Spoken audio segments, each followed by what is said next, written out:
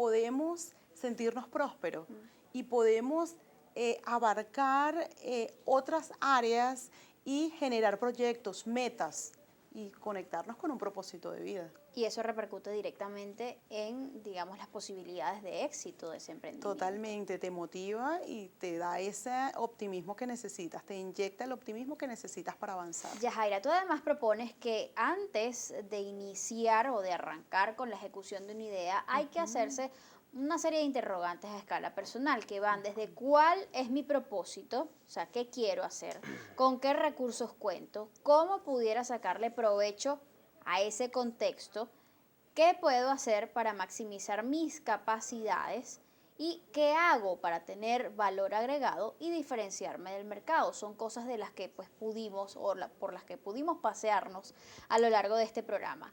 Pero hay 7 tips bien puntuales que tú recomiendas. Sí, Brevemente, ¿cuáles son? ¿Cuál es el Mira, primero? El primero es el estar consciente de cuáles son las fortalezas que posee la persona. Si la persona hace ese análisis de autoconocimiento y sabe cuáles son las fortalezas, puede entonces ver cuáles son las oportunidades de mejora que tiene, es decir, qué capacidades necesita desarrollar y pasar al segundo tips, que es esa visión 360. Sé cuáles son mis capacidades que debo mejorar ahora en mi entorno. Comienzo a explorar el entorno y a ver cuáles son las oportunidades que tengo en lo que me rodea. Hacer una revisión de mercado. Una revisión 360. ¿Qué necesidades hay en el mercado? ¿Qué nichos hay? Oportunidades de negocio que van conmigo, que yo pudiese capitalizar. ¿Cuál es la mejor forma de hacer esa revisión del mercado para quien quizás no esté formado y no sepa ni siquiera qué significa eso? Mira, la revisión del mercado es primero estar atento. La escucha activa, bien aguda, agudizarla allí y por supuesto, mantenerse informado, revisar, porque puede ser que explore qué negocios, por ejemplo, están dando buenos frutos y yo decida, oye, mira, esto está teniendo bastante auge, hay todavía un mercado y yo pudiese insertarme en ese mercado. Por supuesto, generando un diferenciador que me permita captar esa necesidad. ¿Cuán fácil es eso de seleccionar el negocio con el que nos identificamos y por qué eso es tan importante? Si ya revisaste cuáles son todas esas fortalezas que tienes y sabes que te agrada, que disfrutas, eso te va a permitir entonces, al identificar en esa revisión 360 alguna oportunidad, dices, esta es para mí.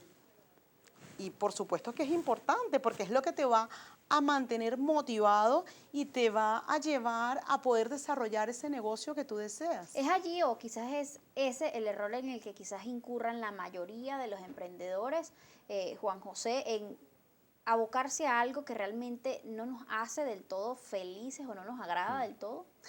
Bueno, hablamos nosotros de dos cosas. Uno, emprender por una necesidad que detectaste o emprender por tu talento. ¿Cuál es más importante? Ninguna de las dos. Si puedes combinarlas las dos, sería genial. Porque si logras detectar una necesidad clave para la gente, algo que la gente necesite, y además tú tienes talento para esto, y además te gusta, ¡wow! ¿Sí? Pero muchas veces tenemos que tomar decisión. Muchas veces hay una necesidad. Yo soy ingeniero y la gente me está pidiendo hamburguesas. Yo nunca he hecho hamburguesas, pero hay una necesidad clara. Me meto en el negocio, entendiendo que quizás no es lo mío, pero detecto si me puedo quedar, si me gusta, ¿sí? Entonces, claro, hay 3 factores clave. Necesidad, que es lo primero. Tienes que entender si la gente te va a comprar esto, ¿sí? Número 2, tu talento.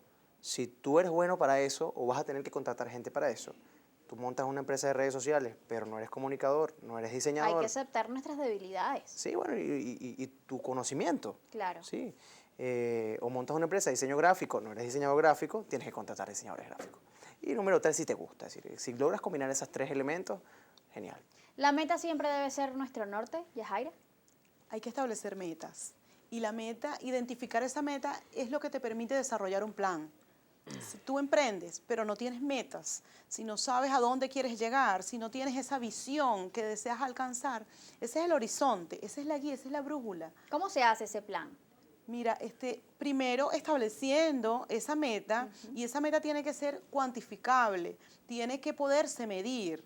tiene que poderse palpar y hacerle seguimiento. Una vez establezco mis metas con fechas, entonces yo puedo desarrollar un plan por fases. Esa meta, aterrizarla en fases y comenzar a generar planes. ¿Qué voy a hacer yo semanalmente? ¿Qué voy a hacer yo mensualmente? Cada 6 meses, un año, para yo lograr conseguir la meta que deseo. Diseñar esas estrategias. ¿Qué Genial. hacer con los pesimistas? Los haters, yo los llamo, exacto, la gente que no necesariamente, en inglés es haters, como odiadores. La gente que no necesariamente es tu enemigo y no necesariamente te odia, pero puede ser tu familiar, puede ser tu esposa, puede ser tu mamá, que te está jalando la capa y no te está dejando volar porque te está cuidando, te quiere, pero probablemente no está entendiendo hacia dónde tú quieras ir o no está entendiendo el sueño que tú sí estás viendo. Entonces hay que cuidarse de estos haters, que no necesariamente son personas que pueden estar en contra tuya. Y se suman los que tú acabas de decir, que yo los llamo eso, como la nube negra, esa gente que todo el tiempo le están pasando cosas malas y sigue hablando de cosas malas. Yo te dije que eso no iba a funcionar. Sí, o yo te dije que eso no iba a Ya funcionar. vas a ver que eso no va a salir. O te porque llaman eso se todos los tarda días y mucho. te dicen no me prendió el carro, o no choqué, o no sé qué. A todos nos pasan todas esas cosas. ¿Sí? Pero hay gente que las dice todos los días y le sigue pasando más cosas negativas. ¿En qué consiste tener disciplina financiera cuando una persona comienza o arranca con un emprendimiento? La disciplina financiera se refiere al poder separar tus finanzas personales de las finanzas del negocio, al poder planificar las compras. Si bien el plan, si no se cumple a cabalidad, por lo menos tener una guía allí que te permita poder ahorrar, poder capitalizar, poder reinvertir. Porque si no tienes disciplina financiera, si comienzas a generar ingresos y así como entra ese flujo de caja, sale, entonces tu negocio va a tener en el tiempo un final a cortoplacista. Las finanzas y esa disciplina financiera te va a permitir poder generar esos planes que apoyen ese emprendimiento que tú estás Y desarrollando. lo más importante de todo, ya tú lo decías anteriormente, Yajaira, la paciencia. La paciencia. Ahora, hay muchísimas personas que han venido a este espacio a hablar de emprendimiento durante estos últimos 2 años y medio más o menos que yo tengo ya acá. Y han coincidido en un aspecto bien puntual. La mayoría de los emprendedores fracasan porque no están bien formados, porque no tienen una base de conocimientos que les permita saber qué hacer a la hora de una circunstancia difícil. Entonces, lo que suele ocurrir es que ellos desechan el proyecto y se tiran al fracaso. Sí. ¿Por qué es tan importante la formación y qué es lo que está haciendo, por ejemplo, un centro como el CEFE para un poco subsanar esa falla, esa carencia? Sí, bueno, claro, fíjate, rápidamente te comento por el tiempo que nos queda que, bueno, estamos comprometidos con la formación de emprendimiento en Venezuela.